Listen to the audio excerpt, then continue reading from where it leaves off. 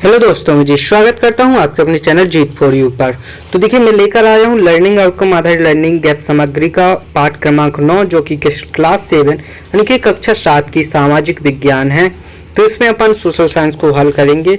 सबसे पहले हल करने से पहले अपन क्या करते हैं, विषय वस्तु का संक्षिप्त परिचय पढ़ लेते हैं। इससे अपने क्वेश्चंस बहुत ही आसान हो जाते हैं, उनके आंसर अपन अच्छी तरह से लिख पाते हैं। ठीक है ना, तो अपन इसको पढ़ेंगे। इसके बाद अपन क्वेश्चंस यानी कि वर्कशीट पर चलेंगे। सभी देशों को निर्णय लेने और काम करवाने के लिए सरकार की आवश्यकता होती है। सरकार विभिन्न मुद्दों पर निर्णय लेती है, जैसे सड़कें कहाँ और कैसे बनवानी है, कितने स्कूल और रेल चाहिए, स्वास्थ्य सुविधाएं कैसी सुधारी जाए। सरकार को सामाजिक मुद्दों पर निर्णय लेना होता है, जैसे गरीब की मदद के लिए कार्यक्रम बनाया और संसाधनों का जनता के हित में उचित उपयोग, आपदाओं, देश के आंतरिक भाग में कानूनी व्यवस्था को बनाए रखना। सरकार को देश की सीमा की सुरक्षा के लिए कानून बनाते होते हैं, ताकि पड़ोसी देश से संबंध मधुर बने, सभी लोग शांतिपूर्ण वातावरण में रह सकें। तो ये सभी सरकार की ओर से होता है। तो सरकार निम्न स्तरों पर काम करती है, ये भी अपन देखेंगे। सबसे पहला होता है केंद्रीय स्तर या राष्ट्रीय स्तर पर। तो यहाँ पर देखिए कौन सी सरकार काम करती है। यह सरकार का सबसे शीर्ष स्तर यानी कि सबसे ऊंचा वाला। केंद्र सरकार का काम है राष्ट्रीय हितों की देखभाल करना। प्रधानमंत्री केंद्र सरकार का मुखिया होता है। कौन? प्रधानमंत्री। ठीक है ना। अब देखेंगे अपन राज्य स्तर पर। तो राज्य स्तर पर कौन कार्य करता है? हर राज्य की अपनी एक सरकार होती है, जैसे मुख्यमंत्री राज्य का मुखिया होता है। राज्य के अधीन आने वाले मुद्दों की देखभाल राज्य सरकार करती है। आगे देखेंगे स्थानीय स्तर पर। स्थानीय स्तर का मतलब आपके गांव व शहर से है। स्थानीय स्तर पर ग्राम विकास खंड व जिला स्तर की पंचायतें तथा नगरीय क्षेत्रों के लिए नगर पंचायत, नगर पालिका का नगर निगम होते हैं। सरकारें दो प्रकार की होती हैं, राजतंत्र और लोकतंत्र। तो अपन राजतंत्र और लोकतंत्र का भी थोड़ा थोड़ा अध्ययन करेंगे। सबसे पहले है राजतंत्र। राजतंत्र क्या है देखते हैं। जब सरकार का मुखिया राजा होता है तो ऐसी सरकार को राजतंत्र कहते हैं। राजा के पास ही सारे अधिकार सत्ता होती है। राज्य के उत्तराधिकारी राजा के पुत्र पुत्री होते हैं। इस सरकार में लोगों की भूमिका नहीं होती। अब लोकतंत्र को देखेंगे। इस तरह की सरकार में शासक का चयन लोगों द्वारा होता है। राज्य अधिकार देशों में लोकतांत्रिक सरकार है। भारत में हर 5 साल नई सरकार को चुनने के लिए आसपास चुनाव होते हैं। ठीक है ना। अब देखेंगे लोकतंत्र। लोकतंत्र में सरकार का चुनाव लोगों द्वारा किया जाता है। किसी भी सरकार को निश्चित अवधि के लिए चुना जाता है, उसके बाद लोगों को नई सरकार चुनने का मौका मिलता है। इस प्रकार चुनाव एक तरीका है जिसके द्वारा लोग सरकार के गठन में अपनी भागीदारी निभाते हैं। लोगों के पास लोकतांत्रिक प्रक्रिया में भाग लेने के लिए सरकार के गठन में भागीदारी के अलावा और भी तरीके हैं। कुछ लोग विरोध प्रदर्शन के द्वारा अपनी आवाज़ उठा सकते हैं। विभिन्न सामाजिक अपनी मांगों को लेकर सरकार के अपने विरोध प्रदर्शन करते हैं। ठीक है ना। आगे चलेंगे। अगला है अभ्यास हेतु वर्कशीट, जो कि देखिए अपन देखेंगे प्रश्न। आपने देखा होगा कि जब आपके क्षेत्र में चुनाव होते हैं तो मतदाता की उंगली पर स्याही का निशान लगाया जाता है। यह निशान लगाने का क्या कारण? तो सभी को पता है कि वह निशान इसलिए लगाया जाता है क्योंकि वह दूसरी बार मतदान ना कर सके। तो अपन आंसर लिखेंगे। चुनाव में फर्जीवाड़ा रोकने के लिए स्याही लगाई जाती है। एक बार स्थायी नाखून में लग जाती है तो हटने में समय लगता है, जिससे मतदाता दोबारा मतदान ना कर सके। ठीक है ना, यही बताया था मैंने। अगला प्रश्न है अपना, संपूर्ण देश के लिए कानून कौन सी सरकार बना सकती है? तो देखिए, संपूर्ण देश के लिए कानून बनाना है तो मुखिया ही बनाएगा संपूर्ण देश का। तो केंद्र होती है तो उसे केंद्र सरकार बोलते हैं।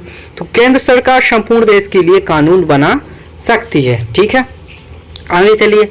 अगला प्रश्न है अपना, सरकार के काम अपने जीवन को किस प्रकार प्रभावित करते हैं? देखिए, सरकार का काम जनता के लिए होता है और उनके द्वारा लिए गया निर्णय भी जनता को प्रभावित करता है। लोकतंत्र से राजतंत्र किस प्रकार से भिन्न है? लोकतंत्र में शासक का चुनाव जनता द्वारा किया जाता है, लेकिन राजतंत्र में लोगों की भागीदारी नहीं होती, सरकार का मुखिया राजा होता है। ठीक है, आगे चलेंगे। अगला प्रश्न है अपना, हम सरकार में किस प्रकार भागीदारी कर सकते हैं? तो देखिए, हम सरकार को खुद के मत के द्वारा चुनते हैं, यह सबसे बड़ी भागीदारी है, एवं सरकारी निर्णयों के लिए आवाज भी उठा सकते हैं और उनके निर्णयों का समर्थन कर सकते हैं। ठीक है ना, आगे चलेंगे। अगला प्रश्न है अपना, अंतर्राष्ट्रीय मुद्दों पर किस स्तर की सरकार द्वारा निर्णय लिए जाते हैं? तो अंतर्राष्ट्रीय स्तर पर संयुक्त राष्ट्र जैसी संस्थाएं निर्णय लेती हैं। अब अपना प्रोजेक्ट कार्ड है, थोड़ा सा प्रोजेक्ट कार्ड देखेंगे, कुछ नीचे बिंदु दिए गए हैं, तो उसमें किस स्तर की सरकार किससे संबंधित है पता कर अपन को लिखना है। जैसे कि गांव में सार्वजनिक हैंडपंप लगवाने का निर्णय कौन लेगा? स्थानीय सरकार। ग्राम पंचायत का चुनाव करवाना राज्य सरकार। भारत सरकार का पड़ोसी देशों से मैत्रीपूर्ण संबंध बनाने का निर्णय राष्ट्रीय। और इस प्रदेश में युवा वर्ग के लिए खेल प्रतियोगिता का आयोजन राज्य सरकार। और शहरों में सार्वजनिक शौचालयों का निर्माण राज्य सरकार। ग्राम पंचायत की सचिव नियुक्ति राज्य सरकार। दो राज्यों के बीच उठे सीमा विवाद को राष्ट्रीय। ठीक है ना, तो इस तरह अपन ने एक प्रोजेक्ट कार्ड देखा। आगे चलेंगे, आगे एक पैराग्राफ दिया गया अपन को। देखिए, नीचे दिए गए पैराग्राफ में ध्यानपूर्वक पढ़कर प्रश्नों के उत्तर देना है। तो इस पैराग्राफ को अपन अच्छे से ध्यान से पढ़ेंगे, इसके बाद अपने प्रश्नों के उत्तर देंगे। तो चलिए अपन इसको पढ़ लेते हैं, फिर आंसर देंगे। संसार में कहीं भी सरकार ने स्वेच्छा से अपनी शक्ति के साथ ही नहीं बांटी। संपूर्ण विश्व में महिलाओं और गरीबों को सरकार कार्यों में भागीदारी के लिए संघर्ष करना पड़ा। महिलाओं को मताधिकार के लिए बहुत संघर्ष करना पड़ा। महिलाओं के मताधिकार की मांग को सुना जाए, इसके लिए उन्होंने जगह जगह प्रदर्शन किए। उन्हें स्वयं लोगों की जंजीरों से बांधकर प्रदर्शन किया। कई क्रांतिकारी महिलाएं जेल भी गईं और भूख हड़ताल पर भी बैठीं। अमेरिका में औरतों को अधिकार कुछ सालों बाद मिला। तो अपना आंसर लिखेंगे। अब जैसे पूर्व में महिलाओं को वोट देने का अधिकार नहीं था, यदि आप उस समय होते तो महिलाओं को वोट देने का अधिकार दिलाने के लिए कौन कौन से प्रयास करते? अपन देखते हैं कौन कौन से प्रयास करते अपन। तो अपन भी वही प्रयास करते जो सबने किए हैं, तो अपन आंसर लिखेंगे। उस समय हम महिलाओं को मताधिकार दिलाने के लिए आंदोलन करते, शांतिपूर्वक तरीके से शासन से मांग करते एवं न्यायिक की शक्ति सहायता लेते। ठीक है ना, तो ये सभी अपन करते। आगे चलिए, अगला क्वेश्चन है अपना, अपने आसपास की महिलाओं से बातचीत कर पता कीजिए कि क्या वे अपने मताधिकार का प्रयोग करती हैं, यदि नहीं तो उनका कारण पता कर लिखिए। तो देखिए, हमारे आसपास की महिलाएं मताधिकार जरूर करती हैं, क्योंकि उनके द्वारा चुना गया नेता जो भी निर्णय लेगा उसका प्रभाव उन पर ही होगा। अब यहाँ से देखिए, स्वाकलन हेतु वैक्सीट है जो कि सभी में होती है, इसके आंसर भी देखेंगे। हमारे देश में वोट डालने के लिए आयु सीमा कितनी है? 18 वर्ष। ये तो बच्चा भी जानता है, आपको भी जानना जरूरी है। तो देखिए, आपके गांव में बिजली की व्यवस्था नहीं है, बिजली की व्यवस्था का दायित्व किसका है? स्थानीय सरकार का। अगला देखिए, इस समय भारत में कोरोना महामारी का प्रकोप है। बच्चों को कोरोना महामारी से बचाने के लिए स्कूल बंद करने का निर्णय सरकार के किस स्तर से लिया? तो उत्तर है अपना राज्य सरकार की। सरकार अपने अपने राज्य के निर्णय लेती है। तो यहाँ पर देखिए, हमारी वर्कशीट खत्म होती है।